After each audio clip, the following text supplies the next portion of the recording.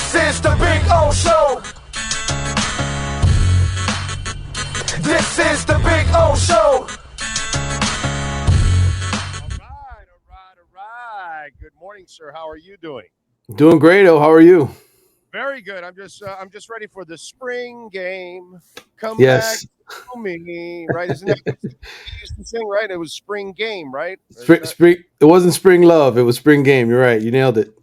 Right. Spring game. Spring game. Will Stevie B be at the spring game singing spring game? He might be playing somewhere on the defensive line. Who knows? He might be. Mario needs all the bodies he can get these days. Yeah, I don't know. I think this spring. I'm sitting here writing my summary for the spring. What should we honestly take away from a bunch of practices where a bunch of guys were out? And I think it's a really small list of things you could take away in terms of real progress. I think other than the additions to the roster, which he did do that on the offensive line, he did bring in some bigger bodies. Yeah. You can't answer questions like who is the go-to receiver. You can't answer questions like who is the best player on defense. Who is the star cornerback? Who's going to replace Tyreek Stevenson and DJ Ivey? All those things remain up in the air. And like I've been trying to say on this show for many weeks now, very important time here, starting this Saturday. That's when the new transfer portal window opens. It's open for 15 days, and we got to see who Mario and John Ruiz and the rest of Miami's NIL contingent can go out there and bring in to Miami. Okay. All right. I like that. They got a new Judd in the house. That's right. Your Judd Anderson, the new quarterback commitment. It's funny. You and I, we did this segment last Friday, and we were all like, okay, what's going to happen with Aaron Nolan? He's going to make a decision on Saturday night. He's the big 4-star quarterback from Georgia, the top 10 quarterback recruit.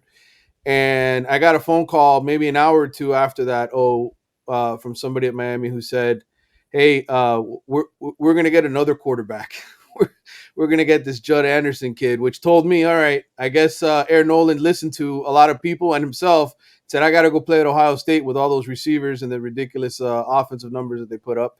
And so Miami obviously pivoted, and they took this kid, Judd Anderson, who is not highly ranked. I know the fan base is in an uproar because he's not an elite blue chip quarterback, but he is 6'6", 6'7", 220 pounds. A basketball kid who plays football as well. I think he averaged. Okay. Yeah, he's an athlete, no question, and he can fling it. I watched a lot of his film. He told me the last time he kind of measured his arm strength, which was 2 years ago, and he threw it about 65 yards. So I'm sure he's probably in the 70s.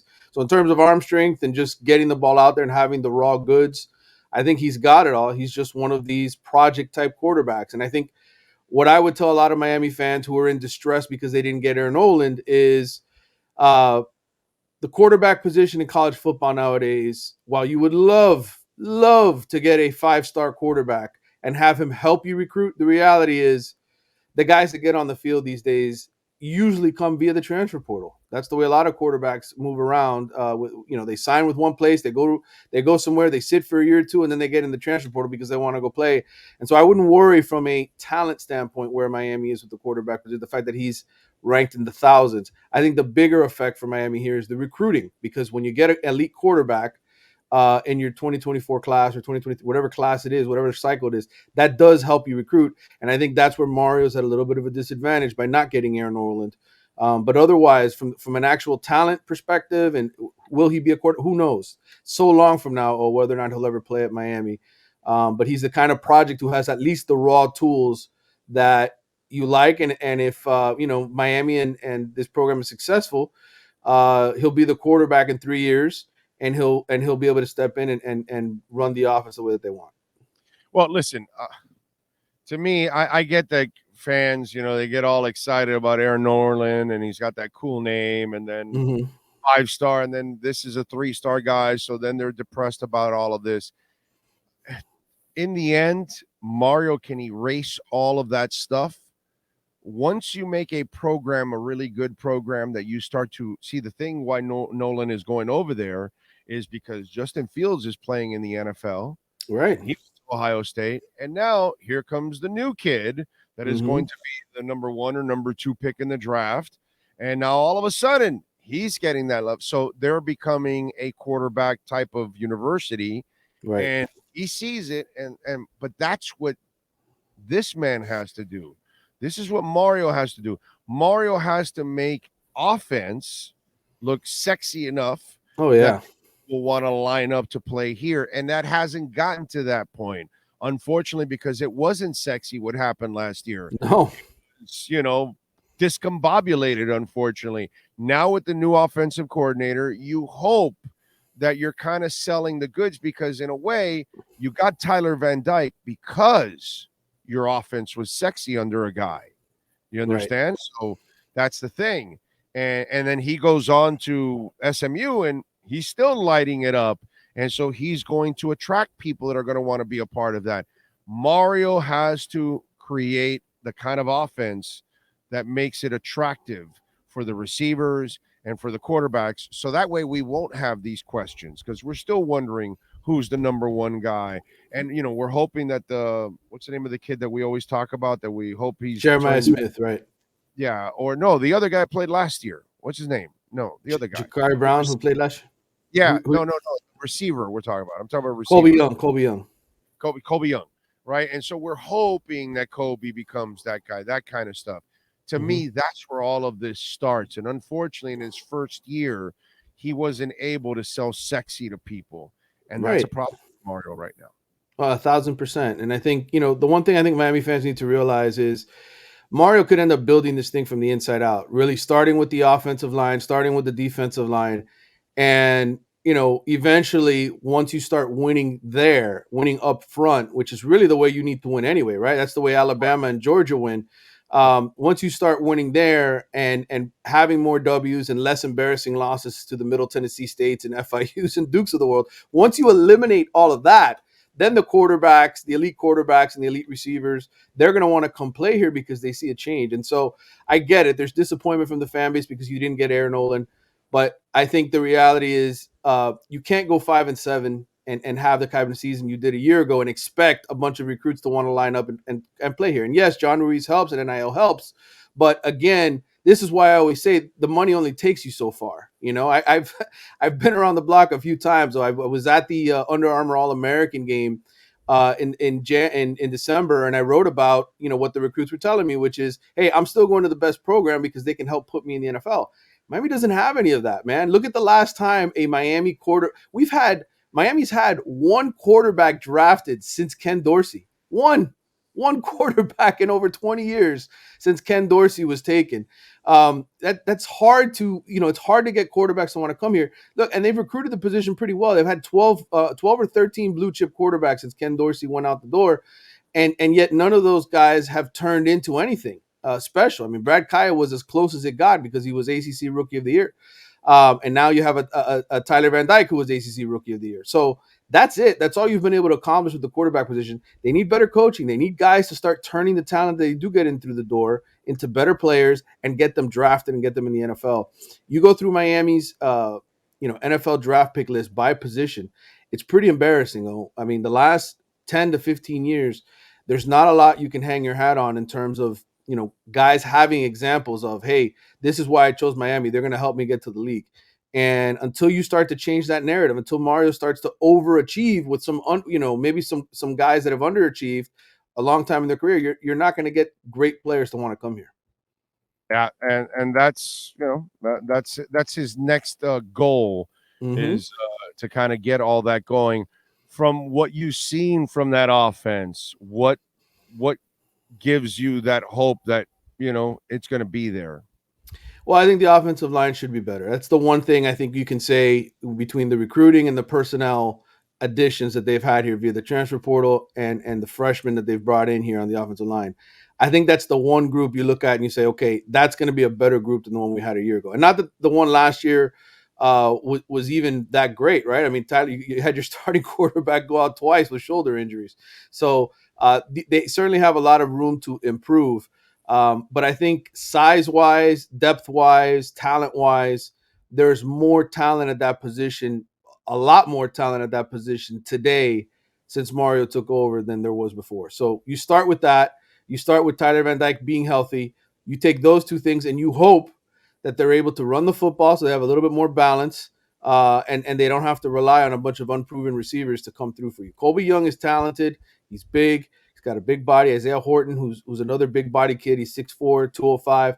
Those guys all have a lot of potential, but again, those aren't things you can bank on. I think what you can bank on for sure is the offensive line looking better and Tyler being hungry and healthy and in a better system for him to succeed this coming season. I think they're going to score more points.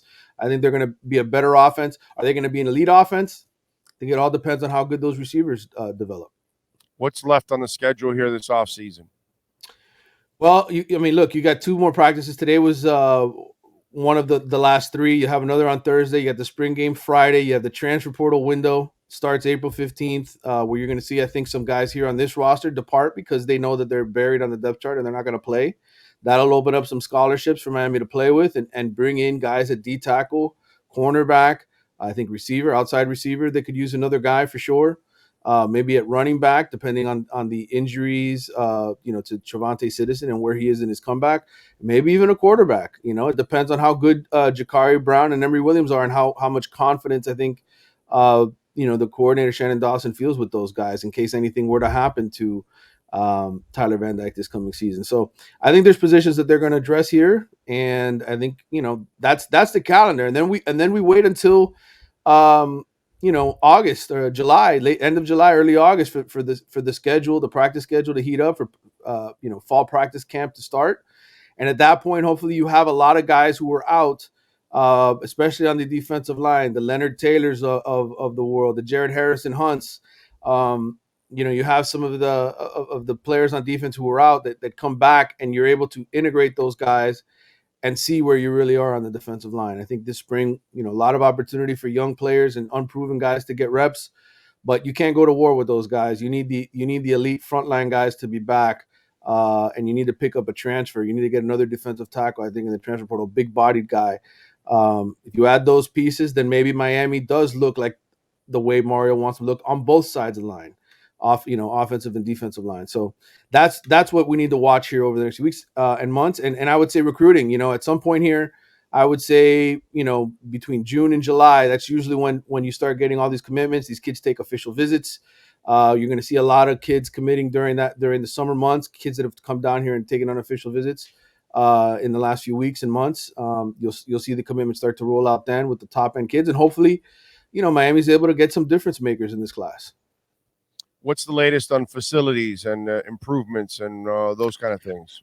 I was told ground should break on the new football facility in fall. I don't know exactly which month yet, if it'll be August, September, but they're in the planning stages for when they'll actually break ground on stuff. I think they're clearing out some of the area right now, but in terms of actually building, it's a 3 to 4 year project of what they're going to be doing, and hopefully in that window, Mario's able to get this program back to where they hope it is, and this thing just sort of picks up steam. But yes, the fall is when they're supposed to break ground on the new facility. And I think John Ruiz, he's going to show up Friday and unveil some plans for a stadium that he would like to build. The stuff that he's been talking about for a while. So we'll get a chance to get a look at that during the spring game on Friday.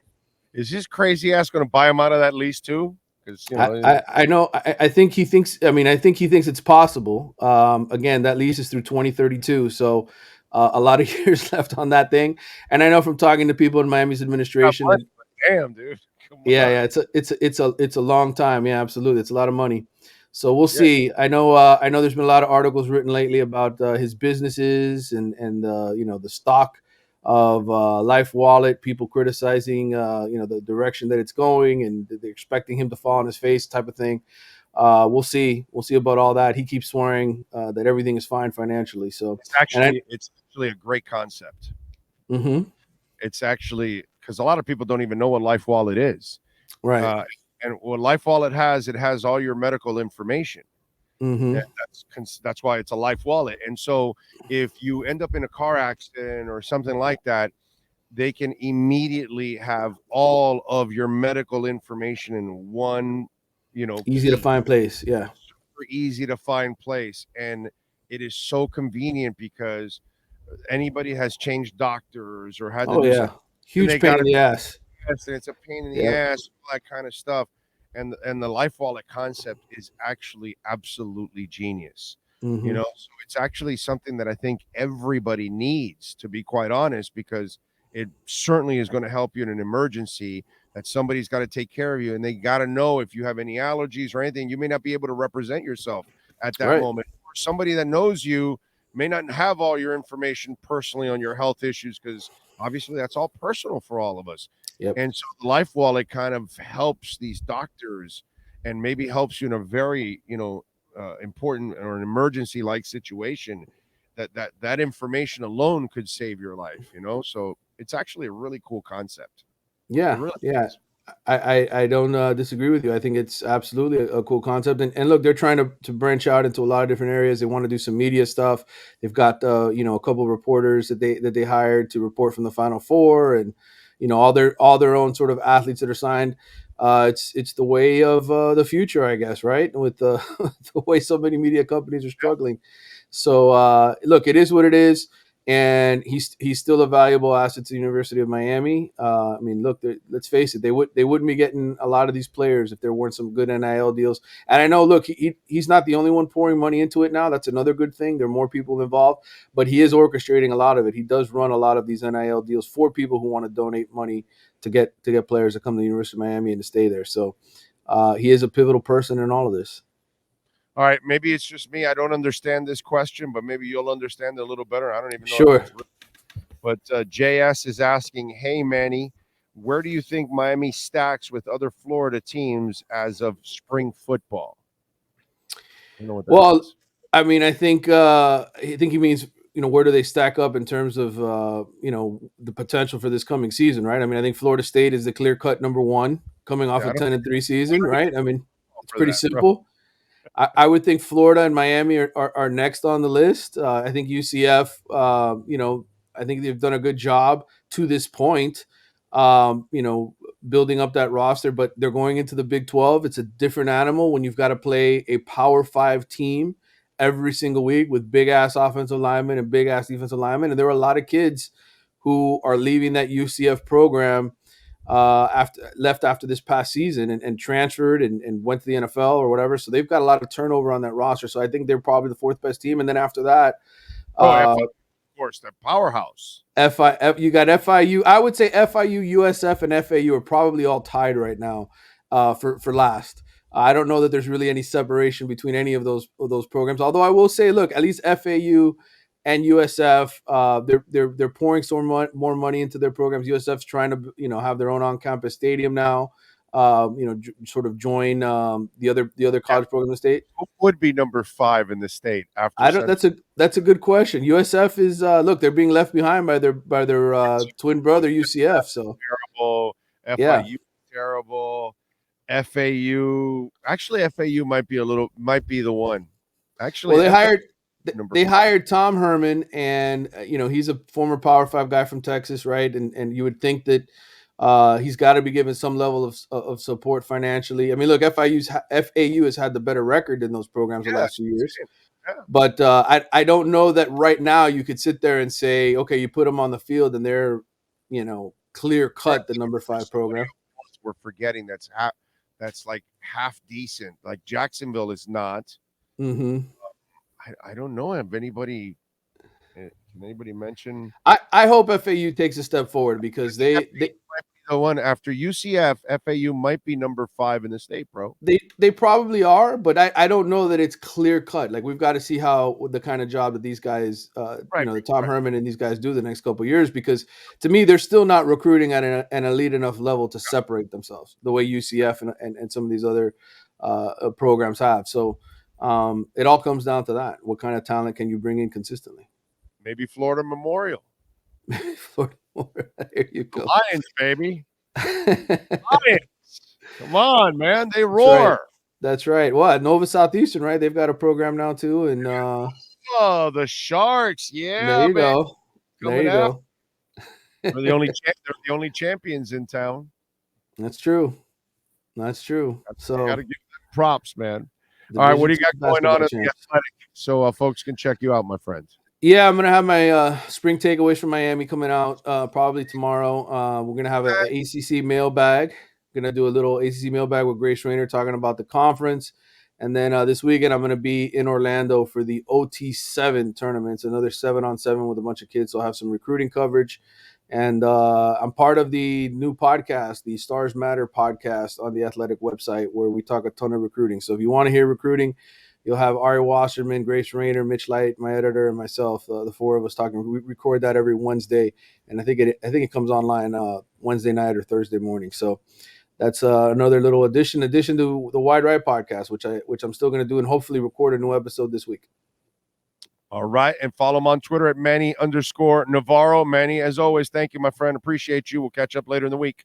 All right, brother. Take care, man. Thank you, sir. There you go. The great Manny Navarro. Caneswear. Order over $99 and you will get free shipping anywhere in the country.